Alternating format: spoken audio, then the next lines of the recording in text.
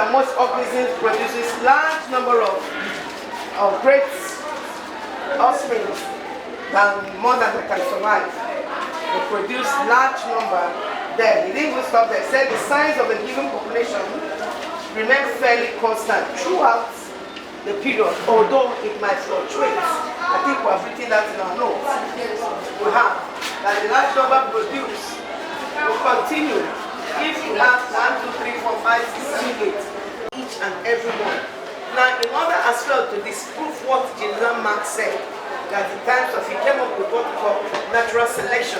So that we believe that most of whatever be it that is being inherited or seen in the offspring is as a result of what is being inherited from the parents.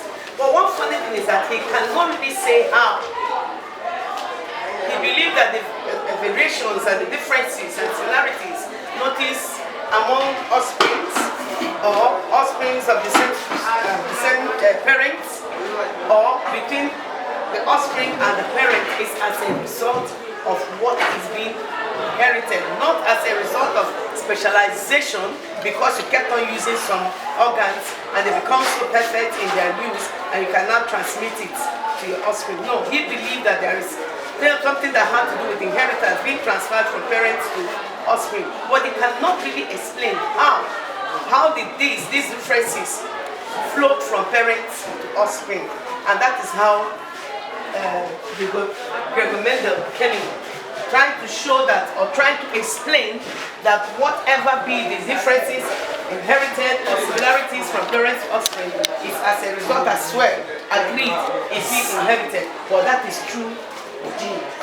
and that gene is what Darwin could not actually reckon with. He could not actually say anything about it, but he knew in his proposal that differences seen between parents and offspring is as a result of inheritance, but he cannot say how that inheritance came about. Where did we actually stop? We have said a lot. We said all living organisms are constantly involved in a struggle for existence. Is it your notes? Are you sure? Yes. That is from the observations of Darwin. Observation of Darwin. They also say that in a population, those that tend to survive are the produce of the individuals whose variations are given or seen among individuals, and it might come as a result of competitive advantages over them. He also mentioned the favorable variation that they possess are passed on, just like what said, from parents to offspring. Is that what we stop? So he believes so much in what we call natural selection. His general quotation that had to do with Darwin is actually known as natural selection. Is that what we stop? Check your notes and tell me where we actually stop last time. Because the favorable variations accumulate They did what? Because the favorable variations after the observation.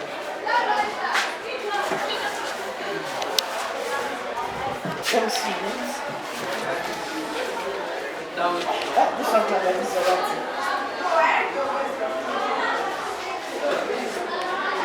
Are you going like this?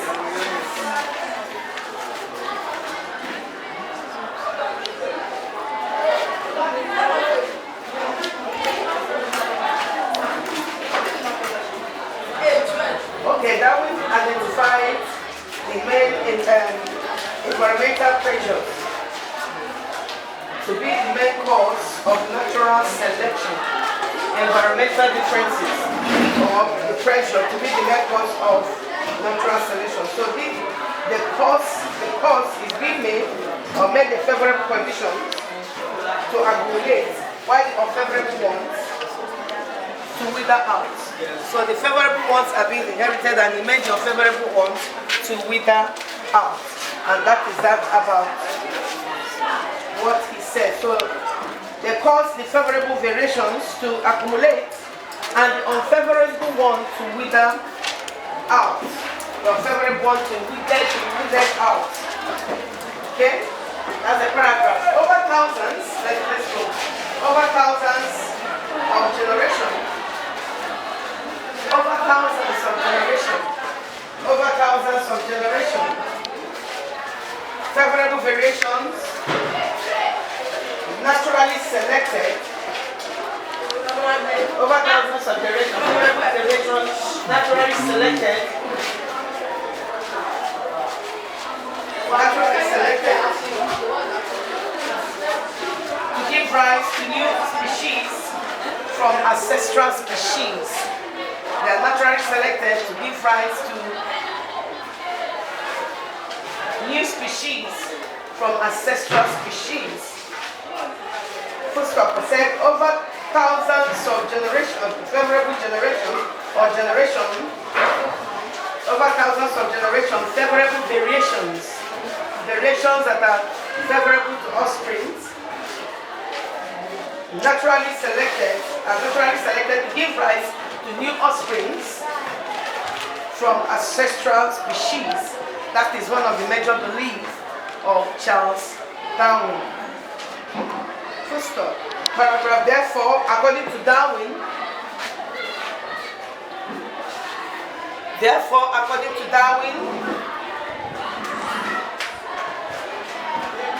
natural selection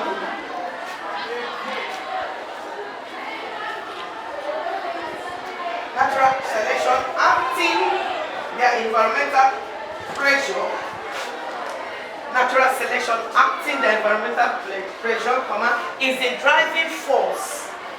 is the driving force behind evolutionary change. According to Darwin, natural selection acting the environmental pressure is the driving force behind evolutionary change. So he believes is the driving force. That is natural selections, those that come from old one to new one, appear naturally on the individuals, and that is the main force that brings about the environmental changes or what to be noticed among individual organisms. So Darwin did not explain. Right. Darwin did not explain the source of variation. Darwin did not explain the source of variation. So he could not explain. Okay, Darwin did not explain the source of variation and how individual variation arises.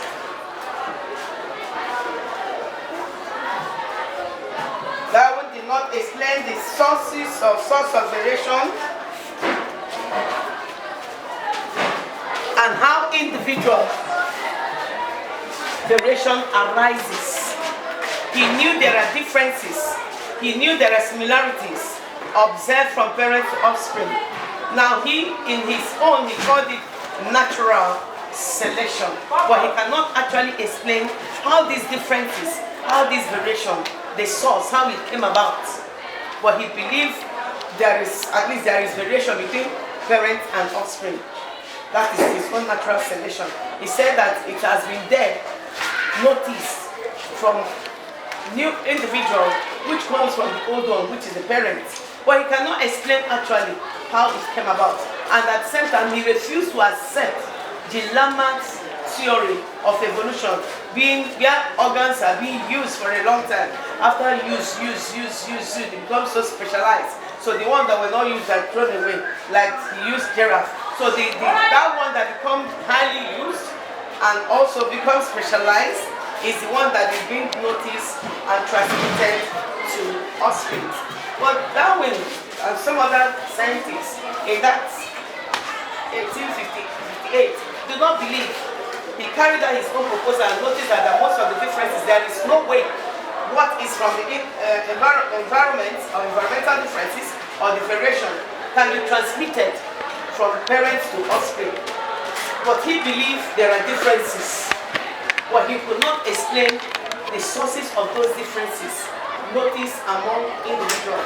Yes, the offspring inherited from the parents. But how? He could not explain that. And that is when Darwin and Gregor Mendel came in. So let's go. Am I communicating? Yes. Are you very sure? Yes. Okay. Paragraph. This is one of the main criticisms. This is one of the main criticisms against his theory. That is against Darwin's theory. This is one of the main criticisms against Darwin's theories. First of all, it was Gregor Mendel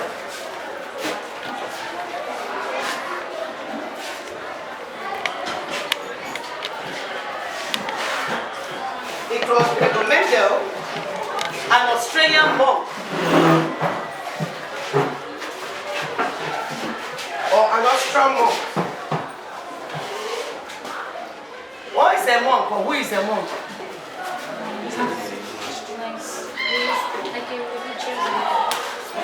Is it really a religious leader? Huh? A religious leader? Are you sure? I'm not talking about Big Ching Tong monk because of the Chinese. Who is a monk? It's an Austrian monk, Gregor Mendel. Before we talk about what he did, who is a monk? He's an Austrian monk. Huh? Where they bob their head? No, bob their head how? I'm not talking about those Chinese. What is it, Chinese or Chinese?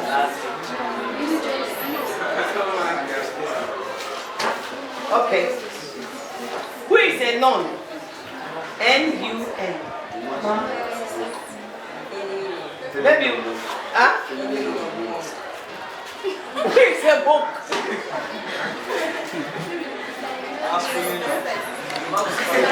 Huh? Father, no. Any Roman Catholic? Any Roman Catholic? No, this okay. The monks and the nuns, although they don't stay, they are like they stay in a segregated area. They don't mix with the world. You might say like that they are the priests, Roman Catholic priests, but those ones they still come out. But the monks, like the Shillong monk, all those Shaolin monk. Now these ones is like using the whole of Idaba or Abeokuta town with a great wall. They don't commune with the people of the outside world like that, but they are made. They place out their own self like that to serve God in their whole life, according to the little I know about the Catholic church world. They don't commune with them, but inside there are a lot of things. Anything you want to do. If you want to stand as a scientist, there are great studies going on, lecturers among them. So they make all these researches within that there. But the female part of it are called the nuns. I know some of you have watched this Sound of Music. Sound of Music. It's a film now. Children's film. Wow. At least I watched it when I was young. The film is still on. So Mary. Is it not Mary? I can't remember the name.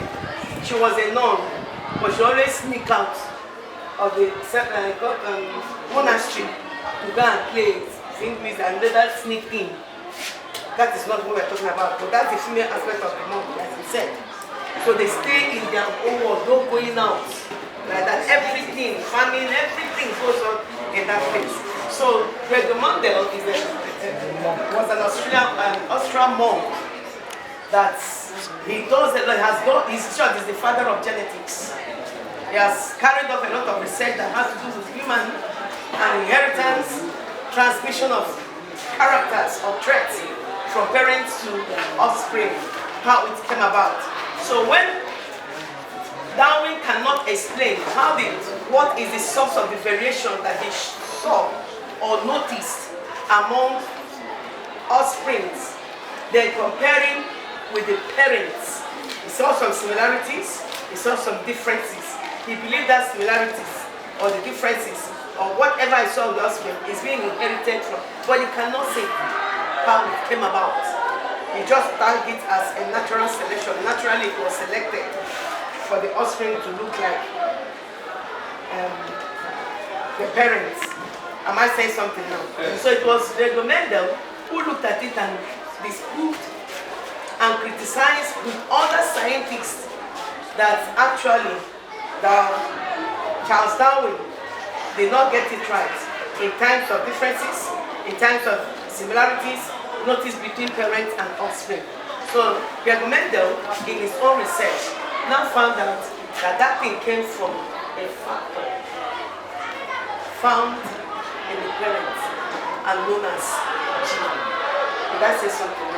So with their findings, they were able to kind of disprove and criticize the findings and the proposals of the evolutionary trend. Some of them. I might say something now. So let's continue. Did you really understand it? Yes. Are you sure you understand what I'm saying? Yes. Anybody left behind? Do you understand? Yes. We said it was Gregor Mendel, an Austrian monk, who first outlined how inheritance works. Who first outlined, I should spell outline?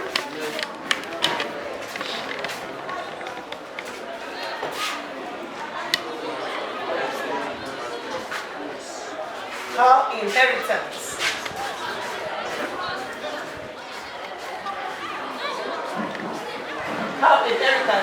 works.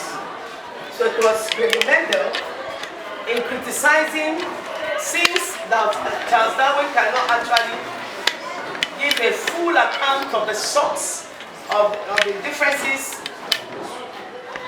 and similarities between parents and offspring. But this man, an Australian monk, was able to do that. You are reading what I'm talking about, you are reading what you say. But know me. I've seen that. So that gets us to know what are the differences.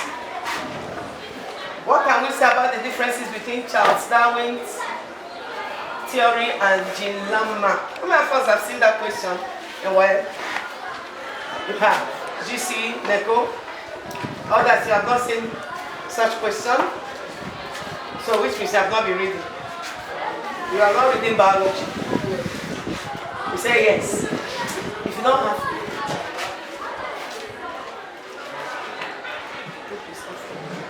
If you don't have to, if you see this in science way, I'll go on.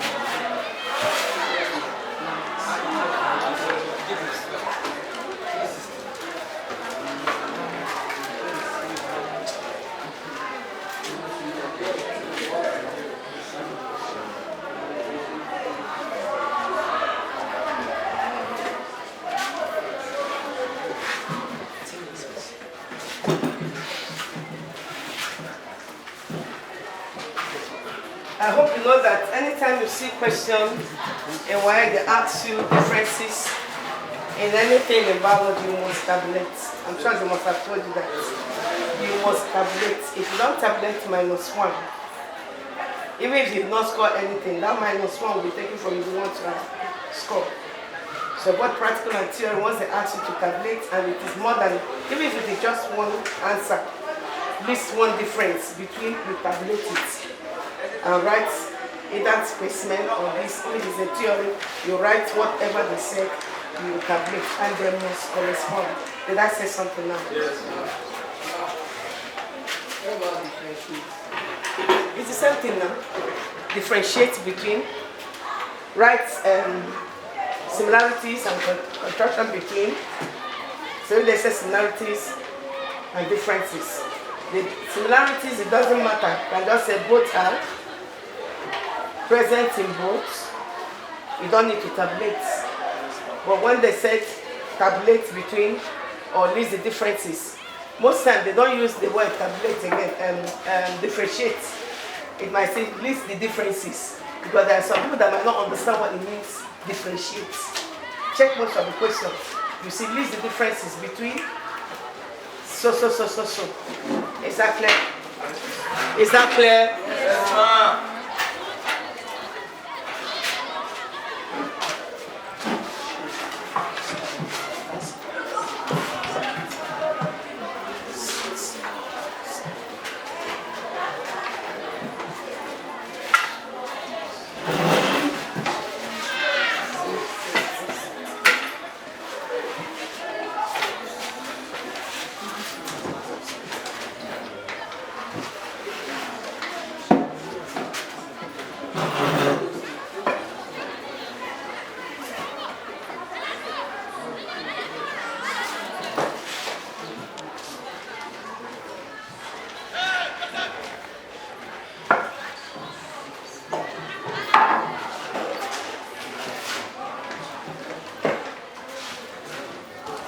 Let's go.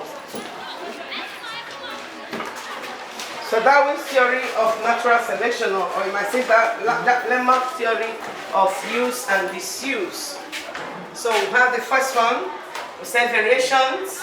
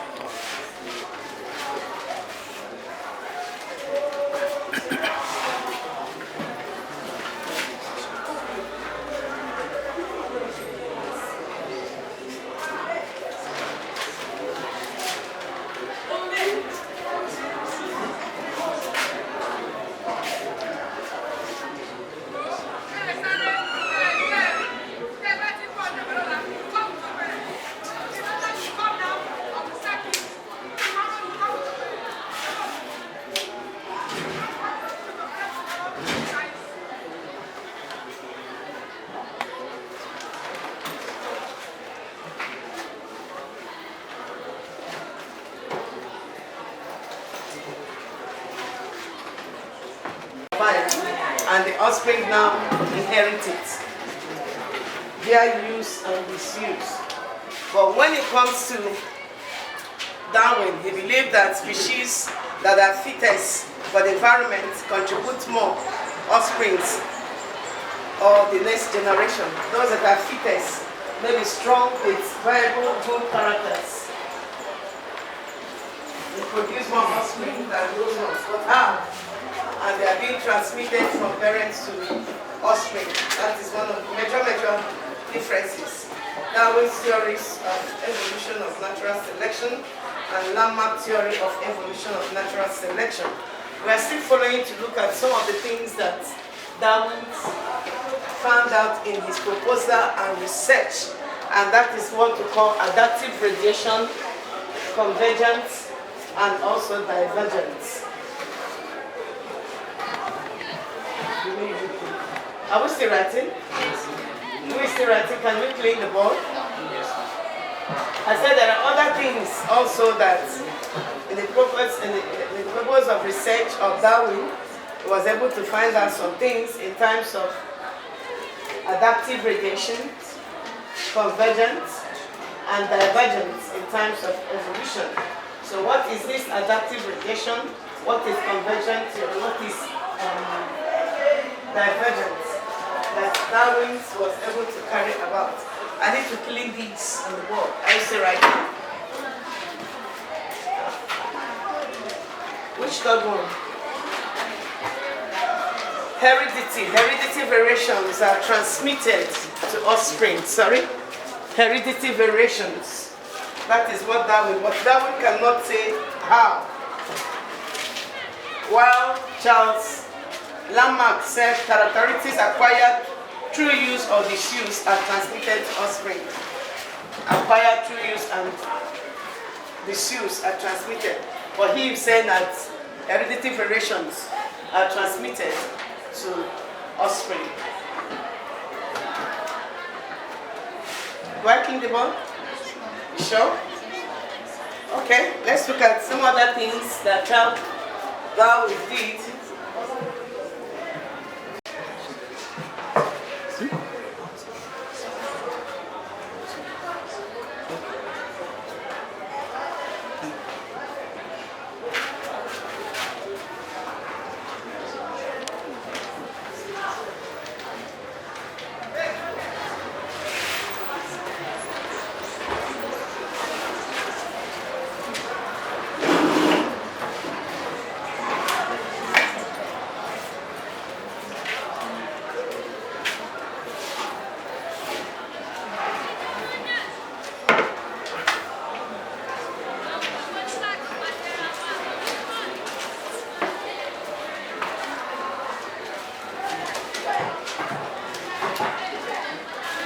So let's look at what is adaptive variation. Adaptive radiation, sorry.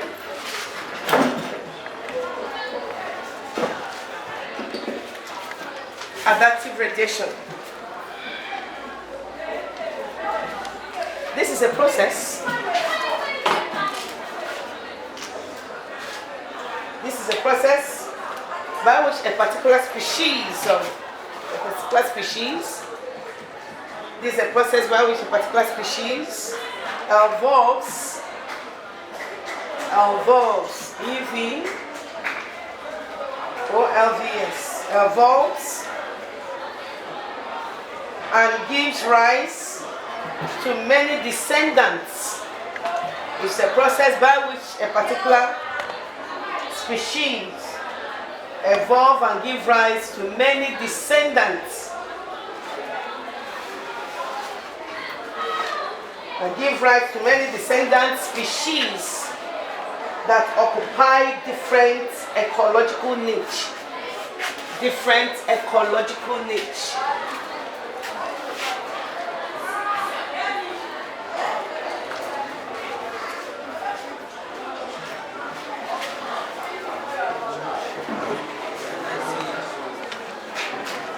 I'm still correcting. Ecological niche. What is missing? As the last letter.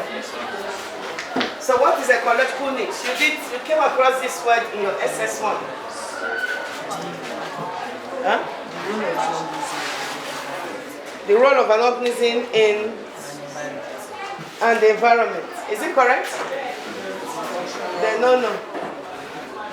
What is ecological need? Aisha? It has the functional role of an organism in a habitat of why. So they believe that is a process by which a particular species of organism evolves and gives rise to many descendant species that occupy different ecological needs. First off, for example, e.g., a family. If I explain this on my own, you understand it. Oh, you need to write. You should write. It's an interesting thing that you can never forget. Okay, let's go. Darwin used a particular species of birds to also explain this. And also in each explanation, that is why you have a parent giving birth. Probably let's use, for example, I'm a mother, I gave birth to her, I gave birth to him, I gave birth to him, I gave birth to, let me say, 6 of them from the same parents. And all of a sudden, they begin to find this one moved down to East, Ele moved to Lagos, this one moved to Kaduna, this one moved to Nasarawa, this one moved to, let's go to Dhaka. Why is that? Is that why you're looking for? He didn't say Dhaka, he said Dhaka. I've never heard of such. It's not your state. Okay, where are you from? Where's the travel to? No, not Katan. I've given you a place where you went to. East. And who knows whether tomorrow you marry one, you go find the woman. You know, their hand, and no matter. When they carry a lot of things now, we just you. Pleasant, where did you go to? Huh? I am not joking, be serious. Where did I give you? You're my picking, Like now you talk. Nasarawa. Okay, Nasarawa is okay. Abuja. Port Harcourt. Okay. Now these are my kids, and they have moved to different areas. I am dwelling there, and the upbringing. There are some characters, wonderful virtue characters. I impacted in them as parents. When she moved to East, you know there are characters there. You might decide to pick a good one, including the one where he's coming from, and begin to show it forth on his children. Like the man who served in the East. A young man, I've forgotten his name.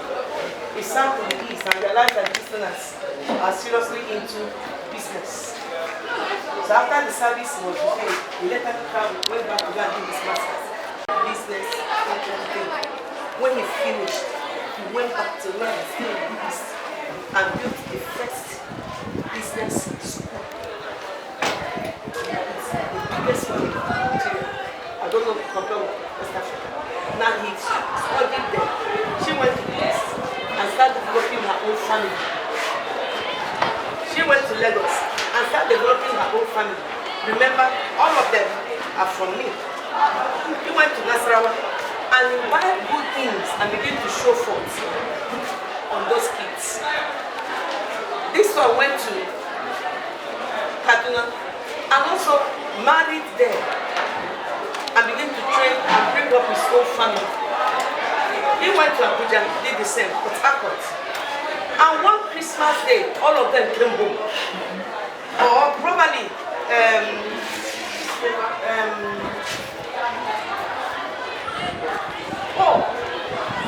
now saw this, and notice as much as they are there are some things that are common amongst them by the time they came. And so with this one family, there are things that are common among all of them. I now ask them, I know one person that looks like people. Somehow, are you related? That is our mother. Am I saying something now? Yes.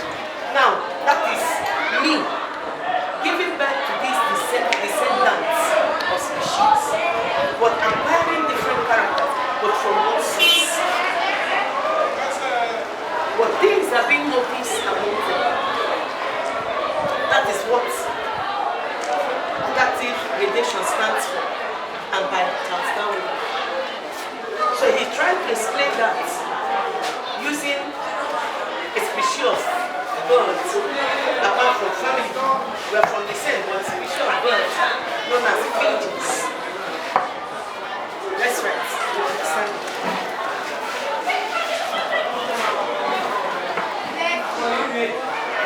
Of 4 children having the same parents. A family consisting of 4 children having the same parents.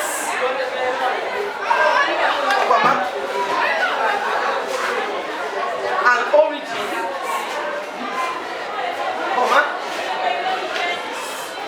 And grew under the same circumstances. I repeat myself. A family consisting of 4 children, having the same parents,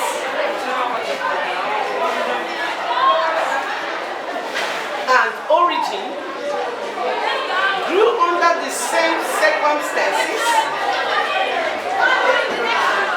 and moved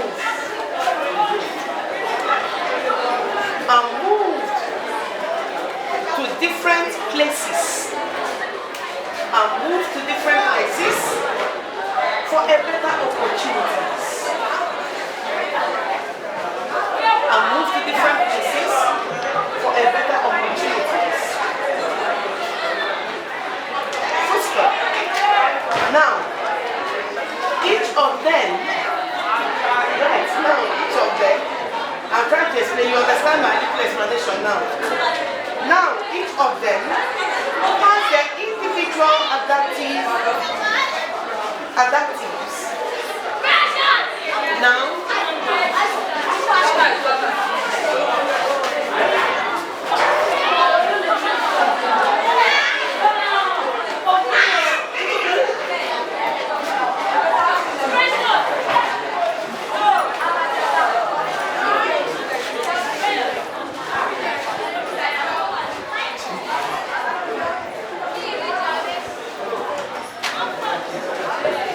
Now, each of them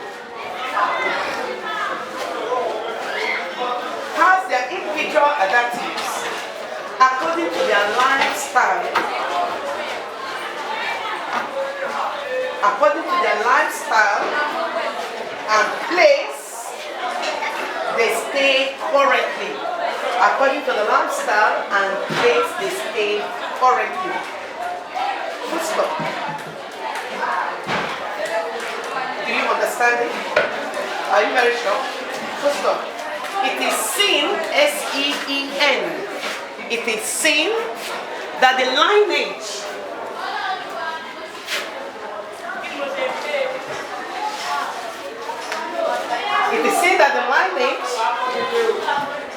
splits. It is seen that the lineage splits, S-P-L-I-T-E, and radiates, R-A-D-I-A-T-E, splits and radiates different characteristics. Split and radiates different characteristics. First paragraph. The phenomenon, I should spell phenomenon. The phenomenon of the adaptive radiation. The phenomenon of adaptive radiation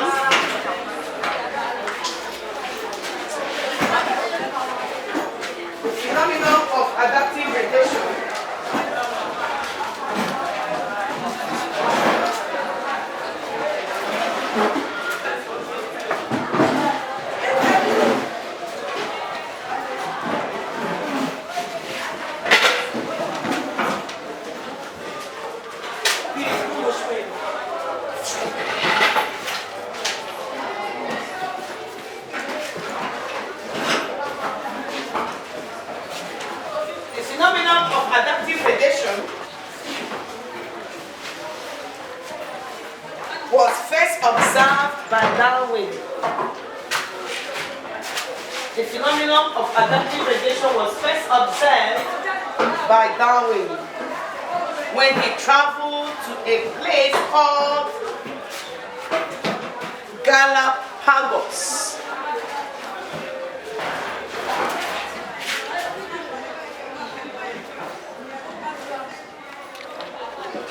Can somebody pronounce it? Galapagos Island. Can somebody pronounce this? Thank you. I didn't hear you. Anyway, you pronounce it as you can spell it. So when he traveled to a place called Galapagos Island, first off, he observed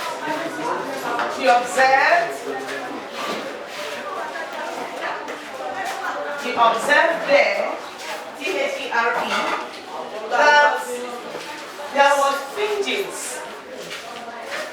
Finches is a bird.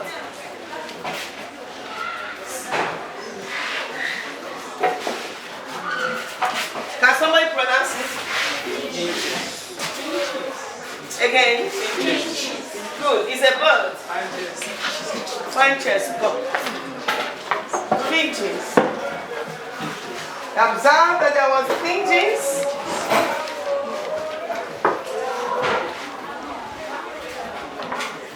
With different beaks.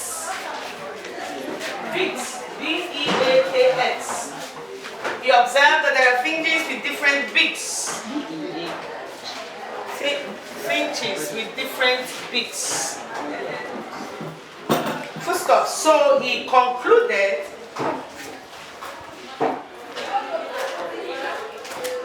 that all of these finches radiated on the same island. Radiated on the same island from a single ancestor. I repeat myself, the phenomenon of the adaptive predation was first observed by Darwin, that's Charles Darwin, when he traveled to a place called Galapagos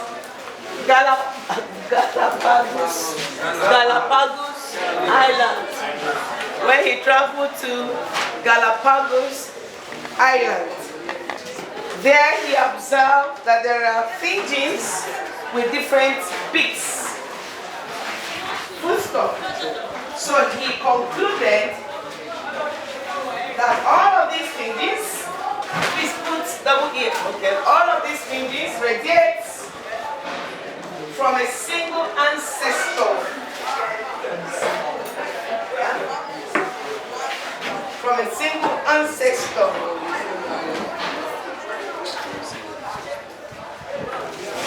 On the same island from a single ancestor.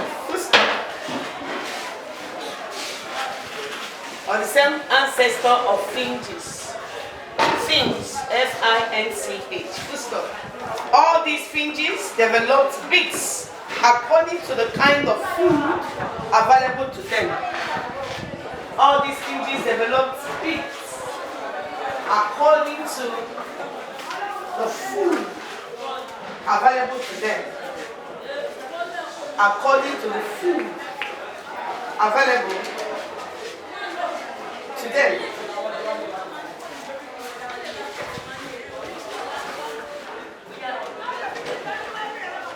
First of all,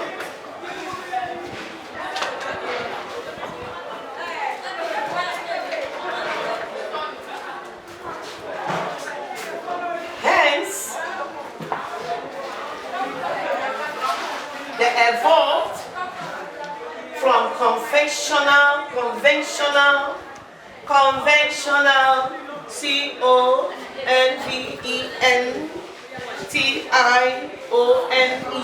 conventional seed eater. Conventional seed-eating finches or seed eaters. Seed hyphen eating finches to vegetarian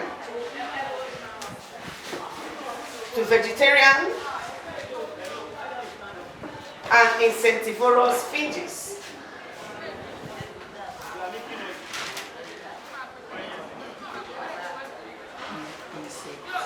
Insectivorous. I should spell it.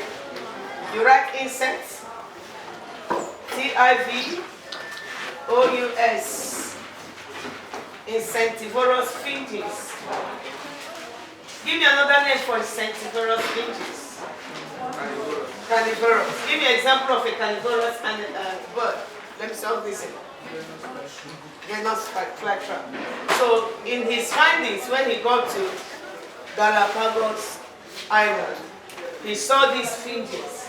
Well, he realized that these finches develop different mouth parts to suit the kind of food available to them. And he believed that all of them came from the same ancestor of finches. Now, what he's trying to say that some of them, in their mouth part that they developed, some have those that feed on seeds of fruits. Then they have some of them that feed on, that are vegetarians. They feed on herbs and feed on. Then they have some of them that are insectivorous in their action, so they feed on insects. And their mouth parts are found modified to suit the kind of food they feed on. So I still believe they are all finches. They must have come from the same ancestors. And that is why he used human in its explanation, having 4 children, and they are found moved to different areas. And that area, from their lifestyle, is no longer the same according to where fully how they were being brought up. So each of them in their lifestyle have to adapt to the to the environment where they are staying currently. Did I say something now? Yes. There are certain things I don't believe I've stayed here from youth service up to this moment. That when I meet with my people, I'm using myself as an example. There are things, at least I learned here, that I used it when my parents changed their address. You know what I mean when my parents changed their address? Yes. Who understand what I mean? To heaven. When the 2 of them died. I have to use the method I noticed that I learned from Yoruba land in times of burial to take care. And it was like, they didn't believe we came to do burial. They said we came for fun fair. I don't know if you understand what I'm saying. What I observed. Somebody said, they're coming from the west. Well, I said, no wonder. Now, my little boy went and was greeting somebody and lied down then. They said, you know they say it was not get respect. An Igbo man, as you see, young man, as even as well, will be greeting his hand. That respect might come in terms of tone of voice. I don't know if you understand what I'm saying. The elder man will not see it as an insult. But when I started traveling, I will not do like this, even till now, unconsciously. Now, this is what I have learned. I don't know if you understand what I'm saying. Because I have stayed here. And my children have learned it. Unconsciously, they go back. Even till now. They bend down and do like this. Because of the environment, abide there. So when Charles Darwin traveled to this island, he made a discovery when he saw the finches now. Now, instead of having, it's just like when you see eagle. A typical eagle you see must have a feet with claws that are curved. That must have a beak that are curved. So that they'll be able to tear their prey. Am I saying something now? Yes, sir. Now, a typical hummingbird that you see will have a long pointed beak so that it can pierce and get to the base of the petal to suck the nectar. So when Darwin got there, he now observed that the normal thing he knows about finches wasn't actually but he saw finches with different beaks. He believed all of them must have come from the same ancestor. But this time around, because of where they are, some of them, their mouth parts have been shown and modified for insectivorous. Some become vegetarians. Some become seed eaters. Some might even become juice eaters. So in his juice, that is sucking the juice out. So in his foundings, he just realized, these ones, they must have come from the same ancestors. And from that finding, they now called what he did and what he found in. Okay, let's go. The letter came to. What was the last word? Insectivorous finches. Full stop. The letter came to be known as Darwin's finches. I've seen this question in objective, especially in German, about this island and the finches. So that is that about this. Please underline that Darwin gets now later called it Darwin's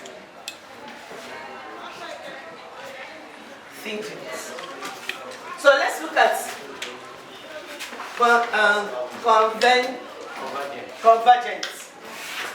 convergent evolution. So let's go. This is the evolution towards similar characteristics.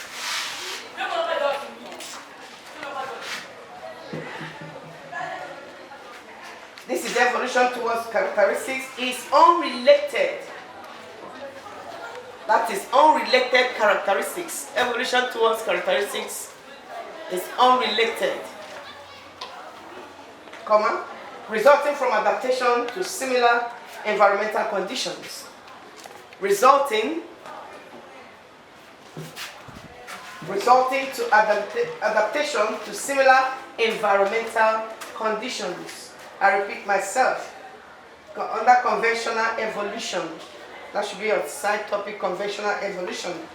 So this is the evolution towards similar characteristics, which is unrelated, resulting from adaptation to similar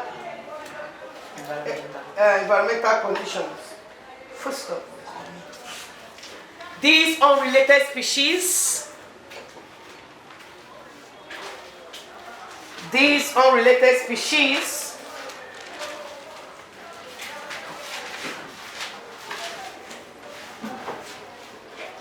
possess similar structures. These unrelated species possess similar structures, physiological processes or mode of life,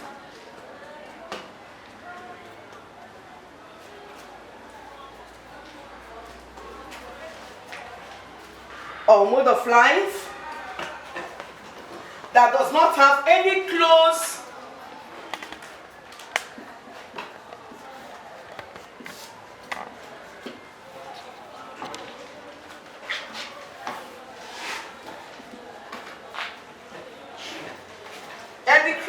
phylogenetic links. Phylogenetic link. But yet show adaptation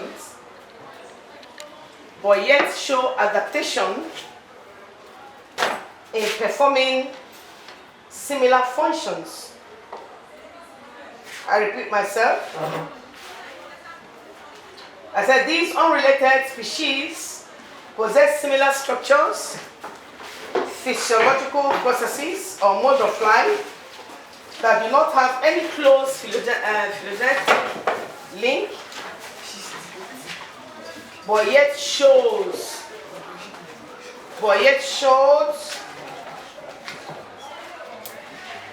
adaptations in performing similar functions. Adaptation in performing similar functions. First of such structures are described as analogous. Such structures are described as analogous. N-A-A-N-A-L-O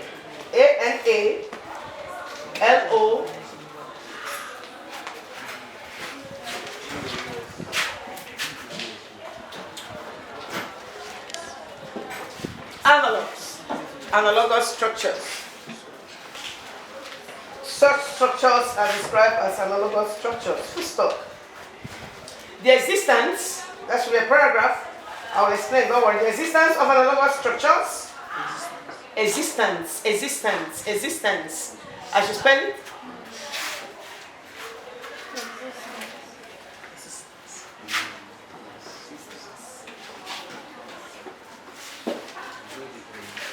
The existence of analogous structures suggests the occurrence of convergent evolution.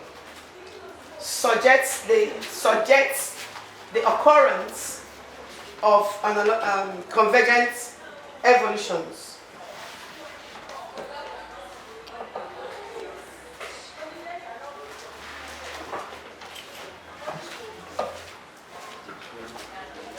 Example of analogous structure includes the eyes of vertebrates. Examples of analogous structures include the eyes of vertebrates and cephalopods of mollusca. C-E-P-H-A-L-O-P-O-D. Cephalopods. C-E-P-H-A-L-O-P-O-D.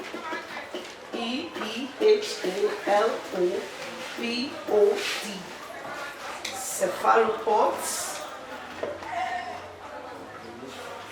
Mollusca. Don't spell out mollusca. Give an example of a mollusca. A snail. Have you ever seen the eye of a snail? Yes. You know it's like this. Now, say the structures. They are all related at all. But they carry the same function. What's the function? Sight.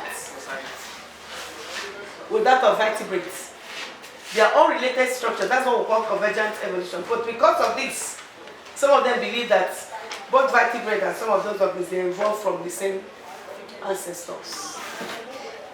And a lot of examples. Me, I know come with snails or elements that they say come together and form the first living thing. I know come like that. Clearly, wonderfully made. So that is another example is. Give me another example of mollusca. Squid. Another example? Octopus. Thank you. Another example we have mentioned. So the cephalopods, the eye of vertebrates, and the cephalopods, they are quite different. They are not related in terms of structure at all. But they are carrying out the same function. And that is for what? Sight. Is that clear? Are you sure it's clear? Yes. The jointed legs of insects. That's another example. The jointed legs of insects and vertebrates. Do we have jointed appendages? You don't. That also no. You? Who said no? You don't have jointed appendages. What are appendages? Because of what? Don't you have jointed legs? Is there no joint here? Is there no joint here? If you're even doing your fingers, where there are a lot of joints. Jointed. And when you look at insects, they have jointed too. And that their jointed leg, what are they using it for? Movements. You run, they run.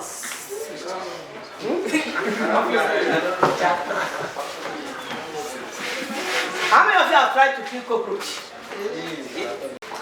You notice that time you hit it the first one, you're running. It went down like this, start looking for. So it's running. So they are not related. The jointed legs of vertebrates are nowhere related with that of, let me say, insects. But they are carrying out the same function. That is what we call convergent evolution.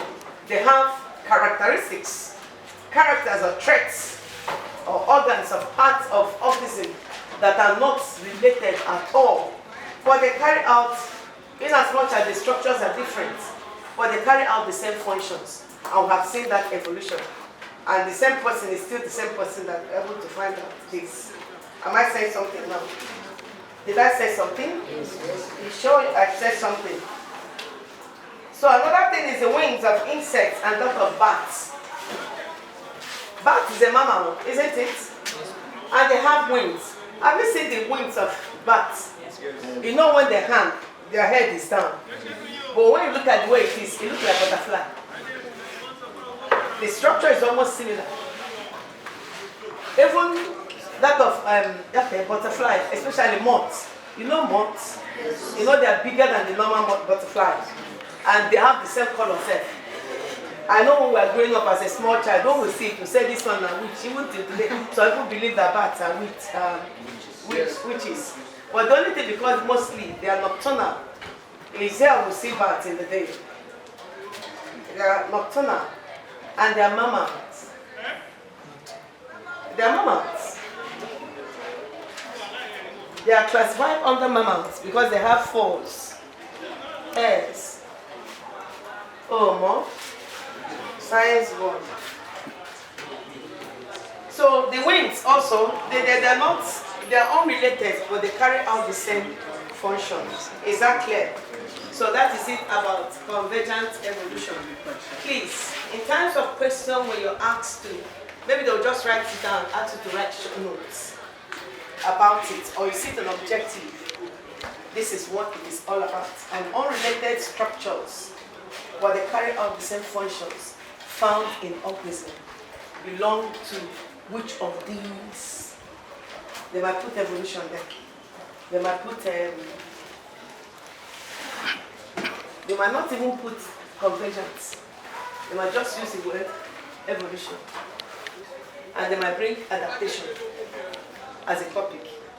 And they might bring variation and ask you which of these is correct. It is left for you to choose. That's in terms of sentence using the example. Unrelated features of organisms will carry out the same function. Which of these does it belong to or talks about it? Did I say something? I believe you can comfortably answer it. So let's go to divergent evolution. Divergent evolution.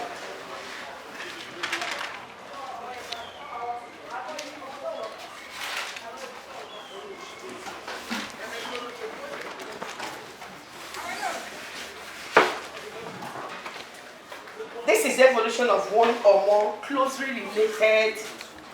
This is the evolution of one or more closely related species into different species.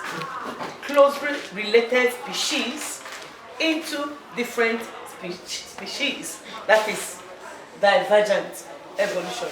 I said this is evolution that is closely related species into different species, resulting from adaptation of different environmental conditions.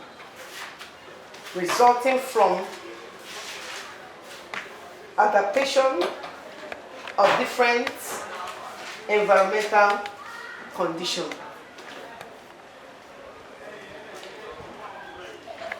First stop. Don't forget that the convergent is the unrelated species. Closely unrelated species that are found in an environmental condition. But this one is closely related of species, but from different species in an environmental condition. Somehow they are related, but you find that they're carrying out some different functions. Did I say something now? Okay? The existence of divergent evolution, the existence of divergent evolution is suggested by the principle of adaptive radiation, Who is the evolutionist that brought about adaptive radiation? Charles Darwin. So he's still the same person. So I said the existence of divergent evolution is suggested by the principle of adaptive radiation. By the principles of adaptive radiation. You know what adaptive radiation is about? When you have organisms believed to come from the same ancestors, but taking characteristics from different, from the style, or acquiring from style, lifestyle that correspond to the environment where they are staying currently. Did I say something now? Paragraph. A typical example of divergent evolution is seen in the four limbs. A typical example of a divergent evolution is seen, S-E-E-N, is seen in the four limbs of frog, birds, B-I-R-E-D-S, horses, whales. Horses, whales, horse, whales, and man.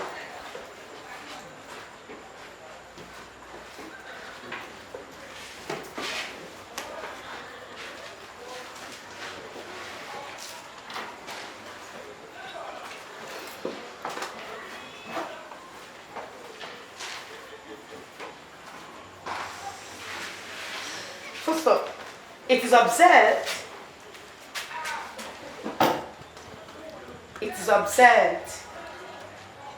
that the functions of the organism mentioned above,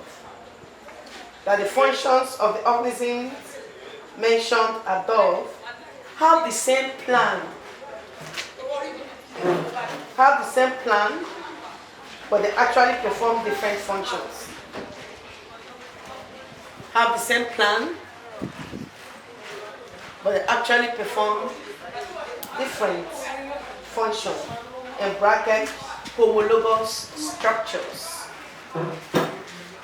perform different functions.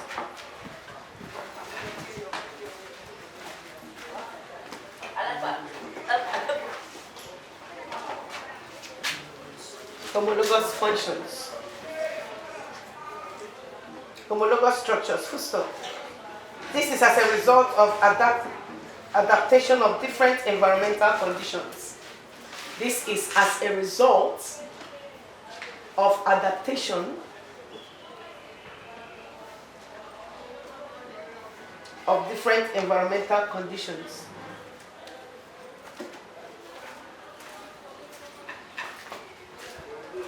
Full stop. We mention the example of four limbs. You know frog? Which part of it is called the four limbs? The front one like this. When they hop, which one do they use in landing first? Huh? The four limbs, isn't it? Which part of the bird is known as the four limbs? The wings. And which part of the whales? You know whale? The biggest fish. But you know it's a mama. Good. Why is it a mama? Are you sure? And what else? There's one major thing. There's one major thing, yes? No. That's not 4 chambers. We'll still get to that. There's one other major thing. Why they are being classed under mammals. Yes? No. Huh?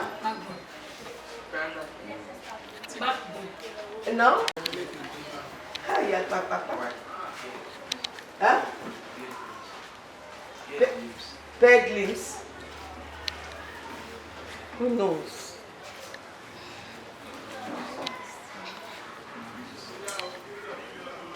I want to say answer answer it, I take my 100 naira. I'll collect 100 naira from other people. What is that? But I expect you should know. They have 4 types of teeth. You know, fishes are known to have homodont dentition, but whales have heterodont. It's one of the major things. And they have limbs, you know, among the things. But one funny thing, like they said, they have as a structure. You know, the other one, they have structures that are unrelated, but they carry out the same function. But this one, they have structures. They are kind of related. They expect them to carry the same function. But it's not, like the 4 limbs. We have 4 limbs. What are our 4 limbs? Our hands. Does it fly? It doesn't. The birds, their 4 limbs is for what? For flight. So that is what divergent evolution is talking about. Related, closely related, but carry out different function. Convergent, unrelated, almost in the environmental condition, but they carry out the same function. Did you get to know the differences? These are the 2 major differences. Any questions so far? All along we're talking about the theories, the organic evolution, the evolutionists, the 2 major evolutionists, what they found out in their theories, their differences, and so on and so forth. But what is evidence? Evidence of evolution. That will be our next topic. Do we still have time? No. You want to know? Yes. Huh? The evidence of evolution. Evidence of evolution. How many of you have read it? Or you make an attempt? You know, GC, any question from evolution there? Theory or objective? What was the other one question was there? Evidence of evolution. So what are the evidence? We will explain them, we'll talk about them, but let's just mention it. Fossil record. What do you understand by fossil record? They ask you to list. Most times it's to list. Most questions is to list, but you need to understand it at times as well. So what are fossil records? Are you ready now? You did, that's it now. Paul, Apostle Paul, you wrote your answer, fossil record. You read it before, or you did like this? No, I just. Okay. Which other evidence? We'll still talk about fossil records. It might not be today, but let's just mention them. Many of you did GC. Just of me, you did GC. Okay? You did answer that question. I'm sure it should be under the compulsory of Nigerian listing. Wow. It's among the number 1, number 2, number 3. Did you answer it? You answered it. Okay, tell me what you wrote. Give me the full questions in that evolution. You can't remember everything. Okay. But okay, let's go to this evidence. He has mentioned fossil record. Comparative anatomy. Okay. No, another person. Did you write this in? What's the name? Oh, Larry, what you did you see? Okay, give me. And you came back. You didn't go through. You know that exam is not actually meant for you. But by the time you came back, you realize you remember. You mean you've not gone through those, the ones you remember. You've not gone through. Wow. Marvelous. Did you do GC?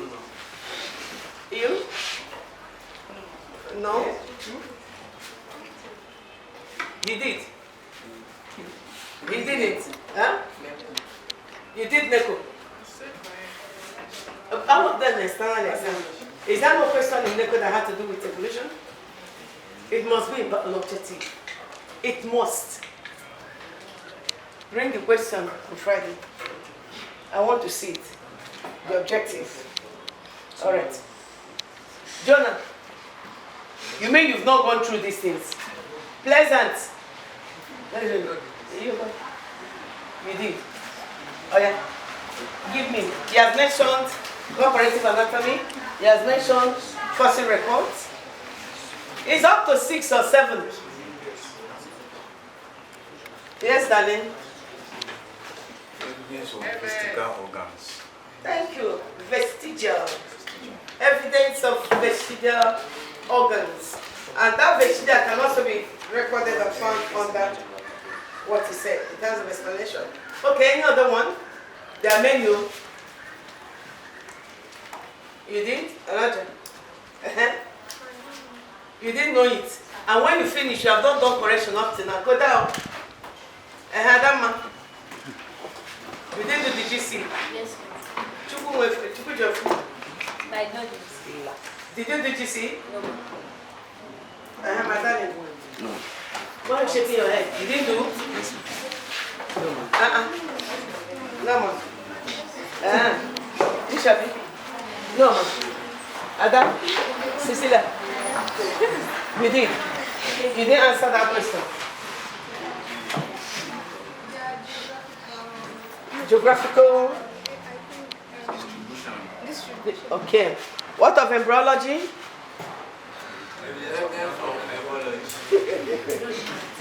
Evidence of embryology. And so on. We have 7 of them. So we'll talk about it.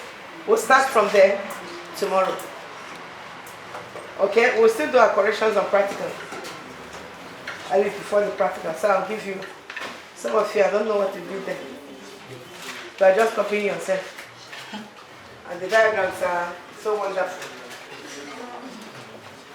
Okay, any question on what you've done so far? Any question? Please, I beg you to read. All right? Yes. And go back to your past questions and look at questions that come from what you have done so far and begin to make an attempt and work on them. Have a good night, friends.